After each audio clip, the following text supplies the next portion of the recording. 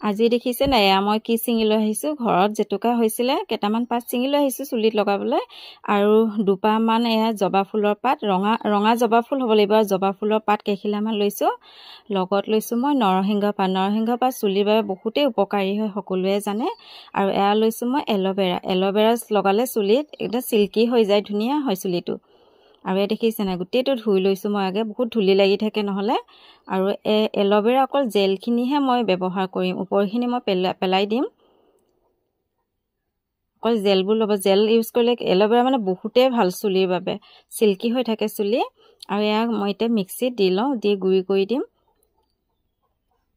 চুলিৰ বাবে বহুতেই উপকাৰী হয় জেতুকা পাত আৰু মাহত 2-3 বাৰ ব্যৱহাৰ কৰিবই লাগে আমি যিহেতু কাম কৰি থাকোঁ মহিলাসকলে সময় নাপাওঁ কৰিবলৈ হ'লেও নিজৰ বাবে সময় অলপ উলিয়াই এইবোৰ কৰি থাকিব লাগে আৰু এয়া লৈছোঁ মই চাপাতৰ পানীত মই মেথি গুটি কেইটামান দি উতলাই লৈছোঁ অলপ ডাঠ কৰি লৈছোঁ চাপাতৰ পানী দিলে চুলিত ভাল হয় আৰু আপোনালোকে কফি পাউডাৰো এড কৰিব পাৰে কফি পাউডাৰ দিলে কি হয় চুলিটো আপোনাৰ ব্ৰাউন কালাৰৰ হৈ যায় আৰু জেতুকা পাত চুলিত লগালে মানে উফি নাইকিয়া হয় চিল্কি হয় আৰু এয়া মই 2 চামুচমান আমলখি গুড়ি দিছোঁ কেঁচা আমলখি ঘৰত নাছিলে গতিকে গুড়িটোকে দি দিলোঁ এতিয়া ৰেডি হৈ গ'ল মই ব্যৱহাৰ কৰি আপোনালোকে এইবোৰ ব্যৱহাৰ কৰিব সপ্তাহত হওক বা মাহত হওক ব্যৱহাৰ কৰিব